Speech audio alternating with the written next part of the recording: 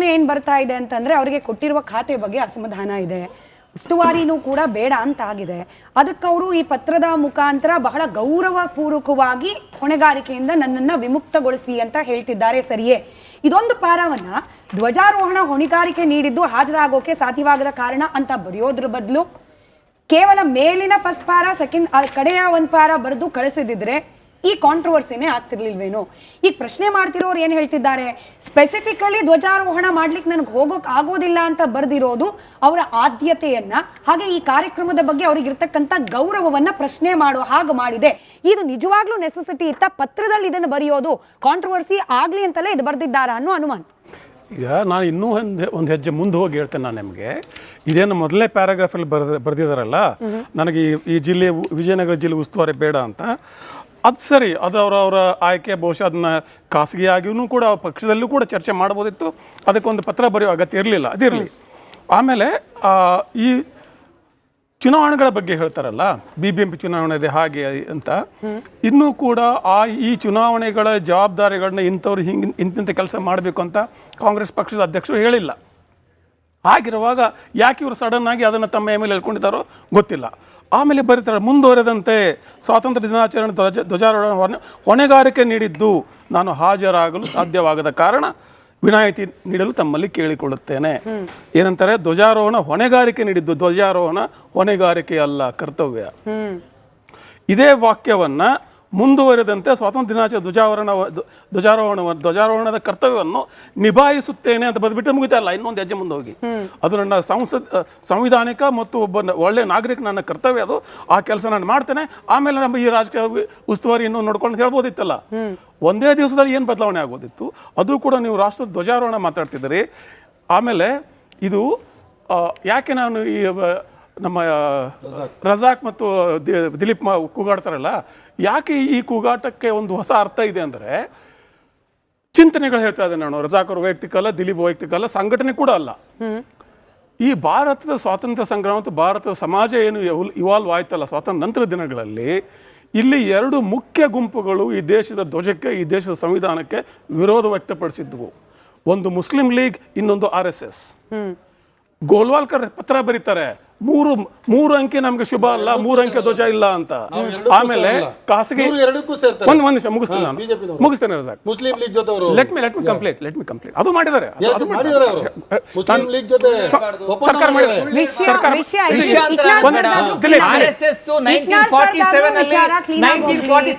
RSS Nagpur ಕಚೇರಿನಲ್ಲಿ ತ್ರಿವರ್ಣ ಧ್ವಜವನ್ನ August 15 ಆರಿಸಿದ್ದಾರೆ. 26 ಜನವರಿ 1915 ನಲ್ಲಿ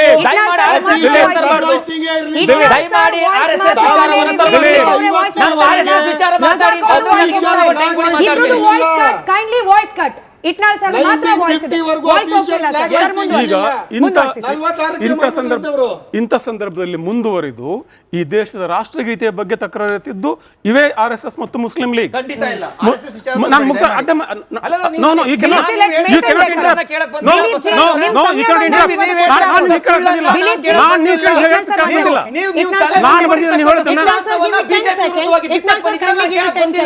ದಿಲೀಪ್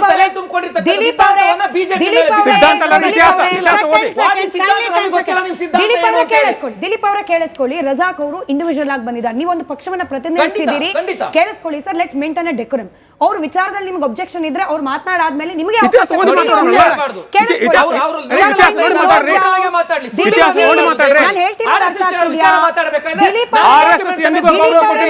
ಅರ್ಥ ಆಗ್ತಾ ಇದೆಯಾ? ನೀವು ಅವ್ರ ಜೊತೆಲೇ ಮಾತಾಡಿದ್ರೆ ಇಬ್ರಲ್ಲಿ ಯಾರ ವಾಯ್ಸು ಹೋಗಲ್ಲ, ನೀವು ಹೇಳೋ ವಿಚಾರ ಕೂಡ ವೀಕ್ಷಕರಿಗೆ ವಿನಿಮಯ ಆಗಲ್ಲ. Kindly listen and then react. Listen, ಹೇಳಿ ಸರ್, ಮುಂದುವರಿಸಿ. ಈ ರಾಷ್ಟ್ರದ ಗೀತೆಯ ಬಗ್ಗೆ ತಕರಾರು ಇದ್ದಂತ ಇವು ಎರಡು ಸಂಘಟನೆಗಳು, ಈಗೇನಾಗುತ್ತೆ, ಈ ಸಂಘಟನೆಗಳ ಚಿಂತನೆ ಇದಾವಲ್ಲ, ಕೆಲವೊಂದು ರಾಜಕೀಯ ಪಕ್ಷಗಳಲ್ಲಿ 1-2 ಹೆಸರು ಬೇಡ, ಬೇಕಿಲ್ಲ ನನಗೆ, ಆ ಕೆಲವು ರಾಜಕೀಯ ಪಕ್ಷ ಕೆಲವು ವ್ಯಕ್ತಿಗಳ ಹತ್ರ ಇದೆ. ಆ ಹಿನ್ನೆಲೆಯಲ್ಲಿ ಜಮೀರ್ ಅಹ್ಮದ್ ಖಾನ್ ಅಂತ ಒಬ್ಬ ರಾಜಕಾರಣಿ ತಾನು ಏನನ್ನು ಹೇಳಬೇಕು, ಯಾವಾಗ ಏನನ್ನು ಮಾತಾಡಬೇಕು ಅನ್ನುವ ಒಂದು ಜಾಣ್ಮೆ ಬೇಕಾಗುತ್ತೆ, ಒಂದು ಮೆಚುರಿಟಿ ಬೇಕಾಗ್ತದೆ. ಅದು ಇದರಲ್ಲಿ ಕಾಣ್ತಾ ಇಲ್ಲ ನನಗೆ. ಹೇಳಿದ್ನಲ್ಲ, ನಾನು ಧ್ವಜಾರೋಹಣ ಮಾಡ್ತಾನೆ, ಕರ್ತವ್ಯ ಅದು ವಿಜಯನಗರನೋ ಬೀದರೋ ಎಲ್ಲೋ ಇರಲಿ, ಹೋಗ್ತೇನೆ ನಾನು, ಹೋಗಿ ಧ್ವಜಾರೋಹಣ ಮಾಡಿ ಒಂದ್ ನಿಮಿಷ. No let Sir, you have to understand, sir. You are a senior Razak G, Razak. ನಿಮಗೆ ಮತ್ತದೇ ಹೇಳ್ಬೇಕಾ? ರಜಾಕ್. Sir, ಅವ್ರು ಬರ್ದಿರೋ ರಜಾಕ್ ಅವರೇ, there is ರಜಾಕ್ nothing ಅವರೇ. bigger than national flag. Definitely. There's Is he nothing bigger than insulting it. the flag? Is it an insult? Razak Has he G, not it written? is. ಇದು insult ಇದು. ಕೇಳಿಸ್ಕೊಳ್ಳಿ. ಇದು ಇದು ಕೇಳಿಸ್ಕೊಳ್ಳಿ. ಇದು ಈ ದೇಶಕ್ಕೆ ಮಾಡಿರ್ತಕ್ಕಂಥ ಅಪಮಾನ ಇದು. ಈ ರಾಷ್ಟ್ರ ಧ್ವಜಕ್ಕೆ ಮಾಡಿರ್ತಕ್ಕಂಥ ಅಪಮಾನ ಇದು. ಇಟ್ನಾಳ್ ಸರ್ ನ ನೋಡಿ, ಮಾತ್ರ ವಾಯ್ಸ್ ಆನ್ ಏರ್ ನೋಡಿ ಇರ್ಲಿ. ರಜಾಕ್, ರಜಾಕ್ ಅವರು, ನೀವು- ದಿಲೀಪ್ ಅವರು ಇಬ್ರು ಮಾತನಾಡಿದ್ದಾರೆ. ಅಶ್ವಿನ್ ಅವ್ರದ್ದು ಆಗೋ ತನಕ Politics ವಾಯ್ಸ್ is- ಮ್ಯೂಟ್ ಅಲ್ಲೇ. ಇಟ್ನಾಳ್ ಸರ್ ಕಂಪ್ಲೀಟ್ ಮಾಡಿ. Politics is all about optics. ನೀವು ಹೇಗೆ ಬಿಜೆಪಿಗೆ RSSಗೆ ಇದ್ರ ನೈತಿಕ ಹಕ್ಕು ಇಲ್ಲ ಅಂತೀರಾ, ಅದನ್ನ ಒಪ್ಕೊಳ್ಳೋಣ. ಆದ್ರೆ ಅದರ ಅರ್ಥ ನೀವು ಅದನ್ನೇ ಮಾಡೋದಂತಲ್ಲ. It is optics. ಪಬ್ಲಿಕ್ ಅಲ್ಲಿ ಯಾಕೆ No, ಇರ್ತೀರಿ? ಅವ್ರು public- ಏನು ಸರ್, ನೀವು This ಅವ್ರಿಗೆ is- ಉತ್ತರ this ಕೊಡಿ, is a private ವೀಕ್ಷಕರಿಗೆ ಉತ್ತರ document. ಕೊಡಿ, ಅವ್ರ voice Sir, ಅವ್ರು- it is a resignation letter. Is this a private document? Yes. ಇದರ ಅರ್ಥ no, it is not. It It is not. It is a letter It is a between minister of a minister and it chief is minister. it is exactly. He is asking to It is- relieve him of his duties. It is the not letter. for the national Razak, flag. this is letter from Minister of my state What is to it? a Chief Minister of my Razak state. ಅವರೇ, It's a public document. Razak ಅವರೇ, It's a ಸಮರ್ಥನೆ public document. ಮಾಡ್ಕೊಳ್ಬೇಕು ಅಂತ ಹೋದಾಗ ಇದು It's a public private ಅಲ್ಲ document. Sir. ಒಂದೇ second sir, if I can show, ಇಲ್ಲಿ ಕ್ಲೀನ್ ಆಗಿ ರಾಜ್ಯ ಸರ್ಕಾರದ It's a public document. ಆಯ್ತಾ, ಈ ಹೌದು. ಲೆಟರ್ ಹೆಡ್ ಏನಿದೆ ಹೌದು. ಬರ್ದಿರೋದು ಜಮೀರ್ ಅಹಮದ್ ಖಾನ್ ಅವರು ವೈಟ್ ಪೇಪರ್ ಮೇಲೋ, ಯೆಲ್ಲೋ ಪೇಪರ್ ಮೇಲೋ, ಗ್ರೀನ್ ಪೇಪರ್ ಮೇಲೋ ಅಲ್ವಾ ಸರ್. ಅವರಿಗೆ ಏನ್ ಜವಾಬ್ದಾರಿ ಕೊಡಲಾಗಿದೆ ಸಚಿವರು ಅಂತ ಹೇಳಿ, ಆ ಜವಾಬ್ದಾರಿ ಸ್ಥಾನದಲ್ಲಿ ನಿಂತ್ಕೊಂಡು ಸರ್ಕಾರದ ಲೆಟರ್ ಹೆಡ್ ನಲ್ಲಿ ಬರ್ದಿರುವಾಗ, ಒಂದೇ ನಿಮಿಷ ಸರ್, ಇಟ್ನಾಳ್ ಸರ್ ಏನ್ ಹೇಳ್ತಿದ್ದಾರೆ, ಹಿಂಗ ಬರೆಯೋದ್ರ ಬದಲು ನನಗೆ ರಾಷ್ಟ್ರ ಧ್ವಜಾರೋಹಣ ಅವಕಾಶ ಸಿಗ್ತಾ ಇರೋದು ನನಗೆ ತುಂಬಾ ಖುಷಿ ಇದೆ.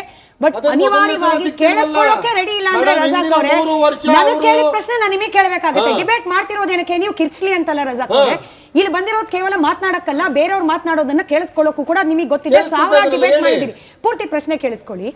ಇಲ್ಲಿ ಗೌರವ ಪೂರ್ವಕವಾಗಿ ನಾನು ಈ ಕಾರ್ಯಕ್ರಮದಲ್ಲಿ ಬರ್ಲಿಕ್ಕೆ ಆಗೋದಿಲ್ಲ ಅನ್ನೋದನ್ನ ಸೂಚಿಸ್ತಿದ್ದೀನಿ. ಇದ್ರ ಬಗ್ಗೆ ನನಗೆ ವಿಷಾದ ಇದೆ. ದಯವಿಟ್ಟು ಬೇರೆ ಯಾರಿಗಾದ್ರೂ ಈ ಜವಾಬ್ದಾರಿಯನ್ನ ನೀಡಿ ಅಂತ ಬರೀಲಿಕ್ಕೂ ಕೂಡ ಜಮೀರ್ ಅಹಮದ್ ಖಾನ್ ಅವರಿಗೆ ಅವಕಾಶ ಇತ್ತು.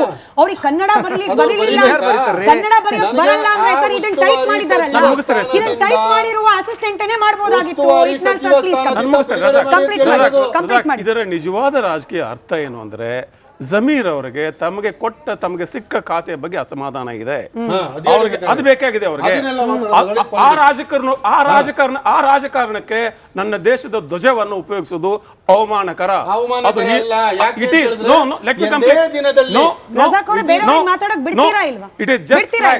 ಮೊದಲನೇ ಅವಕಾಶ, ಎರಡನೇ ಅವಕಾಶ ಎಲ್ಲ. Every day, every time, if I get an opportunity to hoist my national flag, I should go proudly. Why can't he go to Vijayanagar when he is minister there? That's what. It is not ನಿಮ್ಮ ಆಯ್ಕೆ ವಿಚಾರ ಅಲ್ಲ. ರಜಾಕ್ ಅವರೇ 24 ನಿಮಿಷಗಳ ಕಾಲ ಅಶ್ವಿನ್ ಅವರು ಒಂದು ಮಾತಾಡದಲ್ಲೇ ಕೂತಿದ್ದಾರೆ. Kindly you have to cooperate at least ಅವ್ರಿಗೆ.